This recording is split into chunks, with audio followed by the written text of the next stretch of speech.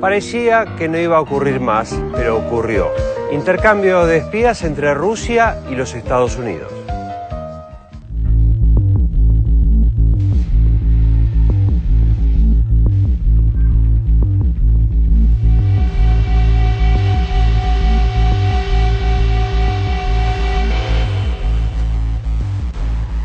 Y un día, cuando la temática parecía haber quedado relegada a las viejas películas de James Bond o a las novelas de John le Carré, los espías volvieron al centro de la escena y la casi olvidada Guerra Fría regresó con sus fronteras de desconfianza en la relación entre rusos y norteamericanos.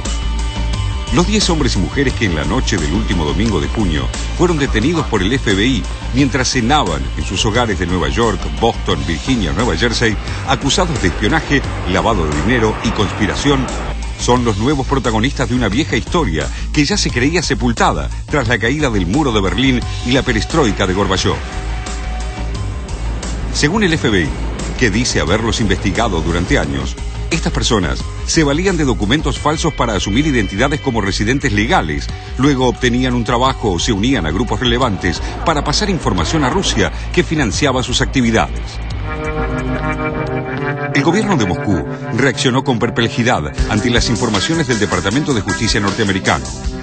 El portavoz de la Cancillería rusa, Andrei Nesterenko, dijo que las acusaciones eran malintencionadas. Por su parte, el canciller Sergei Lavrov aseguró que se había elegido el momento para dar la noticia y provocar una nueva crisis en las relaciones bilaterales, justo cuando el presidente Dmitry Medvedev regresa de Estados Unidos, donde mostró una total sintonía con su homólogo Barack Obama, recordó. Pronto, Medvedev le envió una carta a Obama en la que aseguró que las relaciones de buena vecindad entre Rusia y Estados Unidos responden a los verdaderos intereses de sus pueblos y a la estabilidad del mundo entero. Pero lo cierto es que es poco lo que se sabe sobre la real amenaza de este supuesto grupo espía y el propio organismo federal de investigaciones estadounidense no pudo aportar ninguna prueba concreta de que hubieran recolectado información secreta o clasificada. De las acusaciones, apenas se deduce que su acción de espionaje se limitaba a recoger información de fácil acceso y fuentes públicas sobre el país, su gente y sus costumbres, y enviarlas luego a Moscú. Los agentes del FBI, que insisten en el supuesto peligro que trae aparejada esta tarea, asimilable a la que realizan en última instancia analistas, consultoras o lobistas en otros campos, aseguran que el propósito del grupo era infiltrarse en círculos académicos y políticos estadounidenses para influir en la toma de decisiones, una misión difusa y poco probable.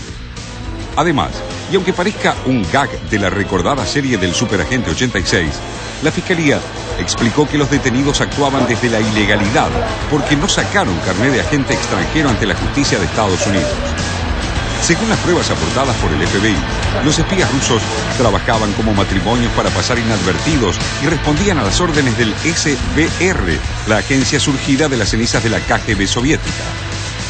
Entre ellos, fueron detenidos la periodista peruana Vicky Peláez, columnista del diario neoyorquino La Prensa, y su marido, el uruguayo Juan Lázaro, quienes desde hace 20 años residen en el país con una actividad conocida. Pero quien se ha ganado todas las portadas es Anna Chapman, una atractiva pelirroja de 28 años, que según el FBI pasaba información desde su propia computadora, utilizando como central de sus actividades la cadena de cafeterías Starbucks. Я вообще увидела из интернета, я сначала подумала, может это какой-то пиар-ход, чтобы действительно привлечь посетителей к нам на сайт, потом думаю, нет, что-то совсем не смешно это и как-то. Según este análisis, los agentes rusos trabajaban con computadoras portátiles, tarjetas de memoria y un teléfono celular prepago, radios de onda corta, tinta invisible y un método de codificación clásico y manual. Esta tecnología, disponible en cualquier tienda y muy lejos de los equipos sofisticados que la ficción imagina para los agentes, hizo que algunos medios expresaran sus dudas y hasta se refirieran con ironía sobre la peligrosidad de este variopinto grupo de espías. Otros apelaron al archivo y recordaron que la mayor amenaza para la seguridad interna que se vivió hasta hoy no vino de otras geografías, sino de la propia y de la mano del ex agente Robert Hansen, quien durante más de 20 años sirvió a Moscú desde la calidez de su propio despacho en Washington. Hansen admitió su culpabilidad y evitó una sentencia a muerte, pero pasará el resto de su vida en una prisión de máxima seguridad de Colorado. Ahora, y tras las detenciones en Estados Unidos, la búsqueda de espías parece haber contagiado a su socio británico. El Sunday Times dijo que los agentes investigan en Londres a los contactos de Anna Chapman, la nueva estrella del espionaje mundial, quien vivió allí casada con un inglés. Хотелось бы обратиться в суд с иском на размещение личной информации, совершенно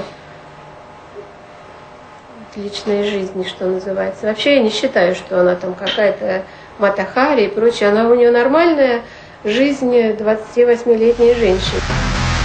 Los servicios creen que Chapman, calificada por el FBI como bien entrenada para el engaño, como muchos vendedores de automóviles o propiedades, habría reclutado a 20 agentes durmientes, como se llama a quienes esperan una orden para entrar en actividad. Y la nueva saga de espionaje, intrigas y mujeres fatales busca ahora ganar adeptos entre un público que seguramente echará de menos las viejas aventuras de Maxwell Smart y su infatigable lucha contra caos. Algo sí queda definitivamente claro. Los guiones de Mel Brooks eran mucho más graciosos que los del FBI.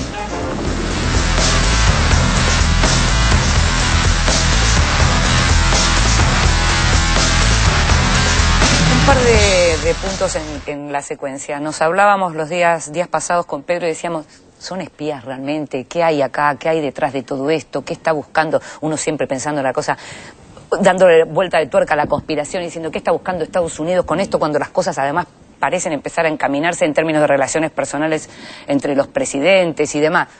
Sí, eran espías, o al menos reconocieron en tribunales ser espías.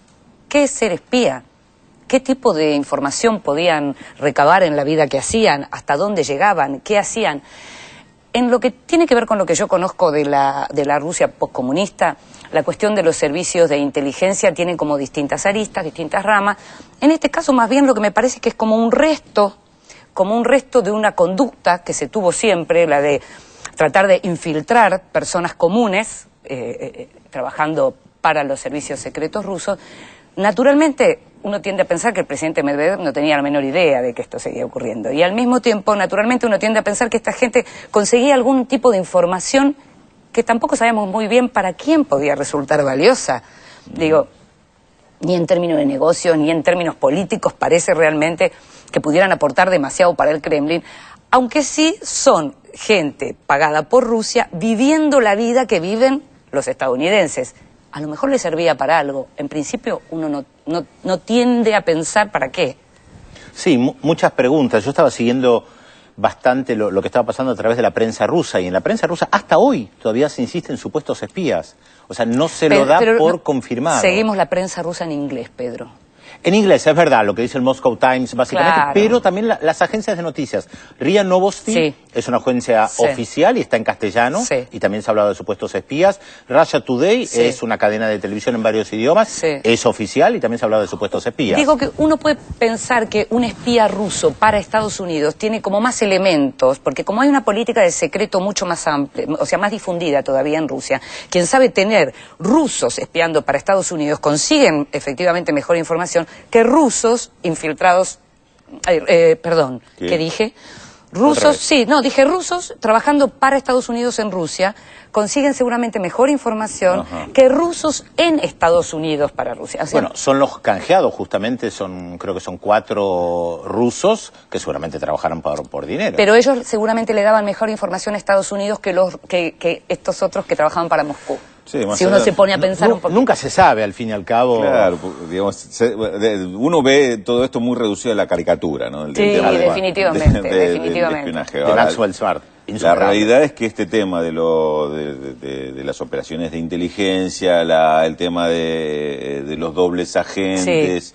El espionaje y también la infiltración, indudablemente es parte hoy todavía de este mundo del poder, no solo político sino económico, y cada tanto aparece algún hecho de estos que lo ponen y la pelirroja en infartante. La pelirroja infartante también tuvo mucho que ver con la divulgación del caso, ¿no? Esto le gusta a muchos medios de comunicación. Yo siempre me pregunto en qué cambia la historia con estas cosas. En la Revolución Rusa de 1905 había un cura que lideraba las protestas y después de la Revolución creo que se supo que ese cura era un agente del zar infiltrado. Sin embargo, en ese momento estaba con los trabajadores liderando una protesta, más allá de la información. En términos de agentes secretos, lo que tiene que ver con los rusos, naturalmente hay montones de episodios, incluso algunos bastante más atractivos, como aquel cuando mataron en el puente de Waterloo al agente búlgaro con el paraguas y que le incrustaron un perdigón de veneno solamente cruzándose. Digo, bastante más interesante que lo que... Eso lo aprendieron de Narciso Ibáñez Menta en la década del 60 cuando hizo Es usted el asesino. Pero si tengo una cámara que muestre la tapa de este libro, me encantaría decirles a los que les interesan estos temas que traten de conseguirse la novela de John Banville, El Intocable, que cuenta precisamente una historia real, está estilizada en forma de novela. Banville es un gran escritor irlandés, un novelista extraordinario, que también escribe con el nombre de Benjamin Black.